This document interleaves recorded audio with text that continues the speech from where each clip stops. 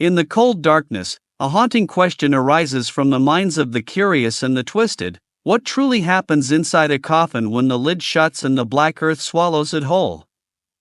Dr. Helena Voss, a scientist with eyes as sharp as blades and a faint smile that concealed something unsettling, had been obsessed with this question for years. Not to seek the light of knowledge, but to unearth the dark secrets buried by the shadows, secrets that could shake the foundations of medicine, resurrect ancient remnants, and make even nature itself shudder. To her, life and death were merely two sides of a rusted coin, and she was determined to flip it at any cost. Helena's idea was not just bold, it was a chilling curse. A hidden camera, small as the eye of a demon, placed inside a coffin to capture every moment of decay, every last breath suffocated by the embrace of the earth. When she presented her plan before the scientific council, scornful laughter mixed with hushed whispers of fear. Madness, they called her. Blasphemy, they growled, as if the very souls of the dead were hissing from beneath the ground. But Helena was undeterred.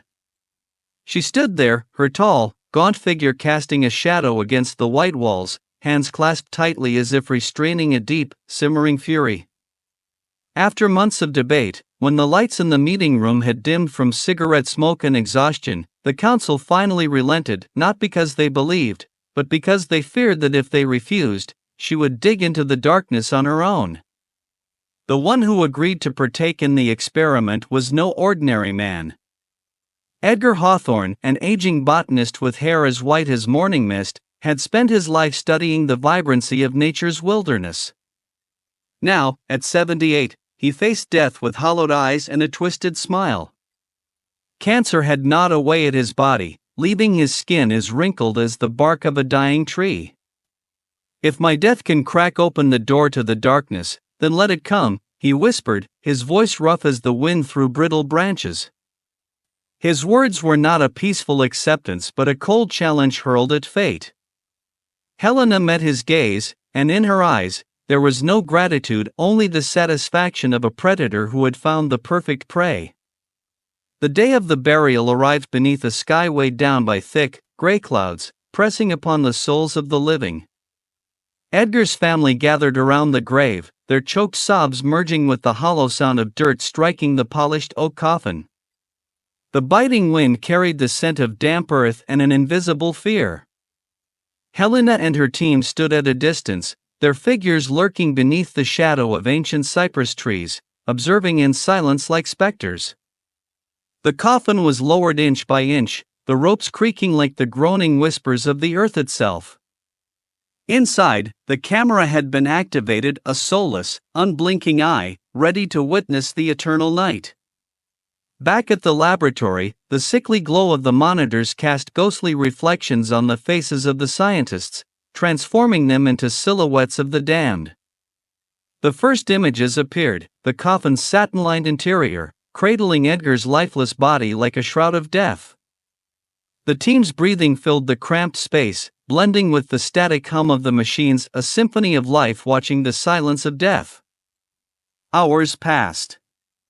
No movement, no sound, only a crushing stillness, as if even time itself held its breath. Then, around the 6th hour, Victor, a technician with bloodshot eyes from lack of sleep, stiffened before the screen. "Did anyone see that?" he murmured, his voice trembling as if squeezed by an unseen hand. The team turned, hearts hammering in their chests. The screen remained unchanged, yet Victor rewound the footage, his fingers shaking over the keyboard. And then they saw it, a faint glimmer of light, flickering at the corner of the frame, like the shadow of a lost soul. "Just a signal glitch," someone muttered, but their voice was weak, unconvincing. Helena leaned in closer, her breath misting in the cold air of the lab. "Record it," she ordered, her voice sharp as a knife cutting through the silence.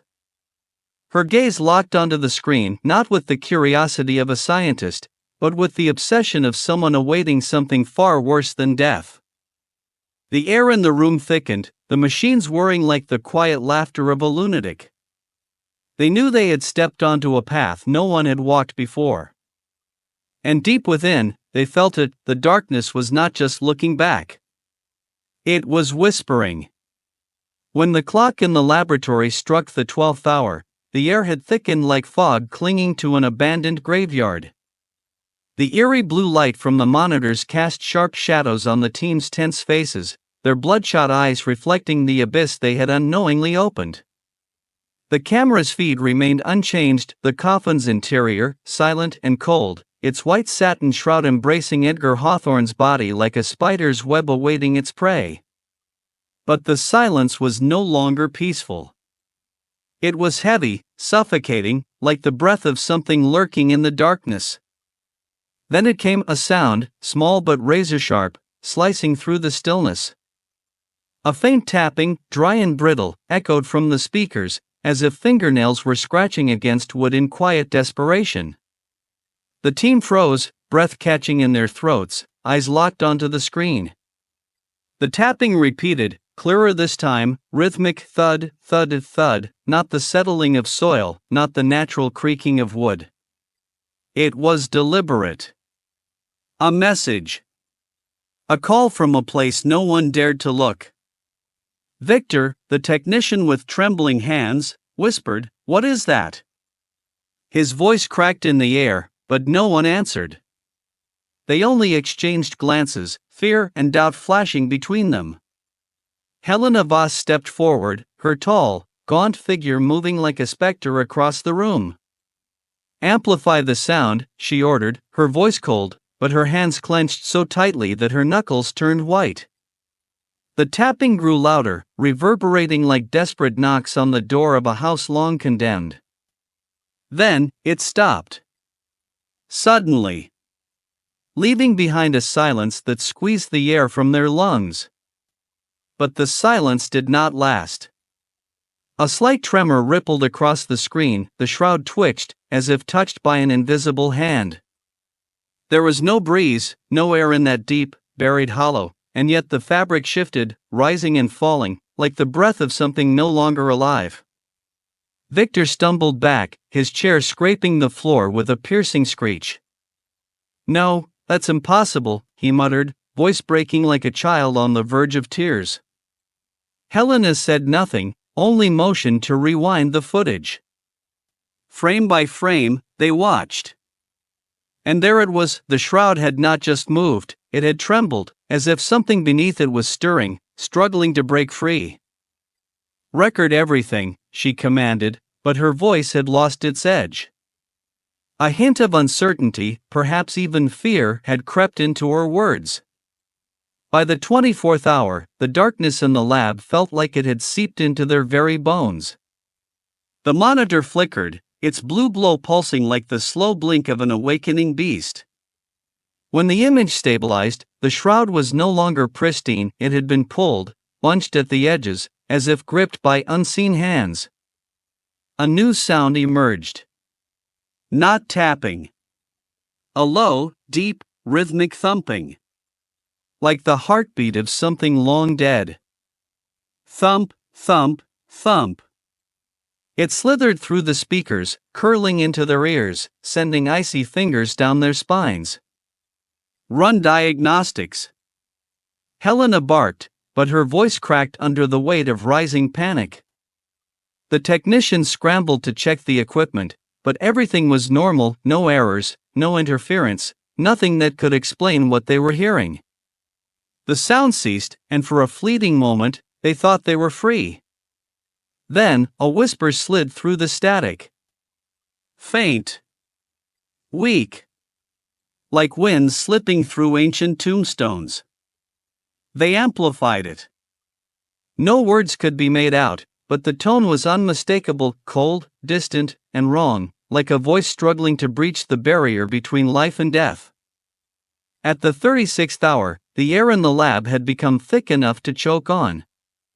The team sat frozen, eyes glued to the monitor, waiting for something they did not want to see. And then the shroud moved again, this time, violently.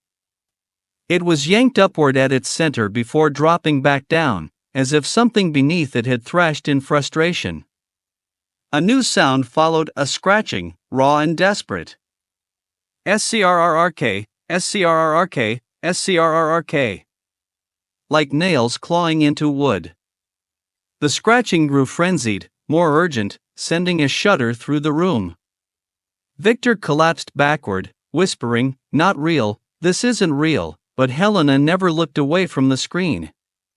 She slammed the audio controls higher, and the scratching became a terrible symphony, accompanied by a low, guttural moan like the growl of something trapped in the abyss. Then, the feed flickered. When the image returned, a shadow had appeared. Faint, unformed, but unmistakable. It hovered at the edge of the screen, a tendril of black mist watching them before dissolving into nothing. The lab fell silent, not the silence of life, but the silence of graves, of secrets that should never be unearthed. Helena stood motionless, her hands trembling, her gaze no longer that of a scientist, but of someone who had seen what should not be seen. "Record it," she whispered. But her voice had already been swallowed by the darkness. They knew, whether they wanted to or not, that they had awakened something. And it was not done with them yet. By the 48th hour, the laboratory was no longer a place of science. It had transformed into a shadowed chapel, where trembling figures gathered around the monitors like worshippers awaiting Judgment Day. The team was exhausted, their eyes sunken, bloodshot, reflecting the sickly blue glow of the screens, a glow that now seemed more like the flickering will-o'-the-wisps leading them into the realm of the dead.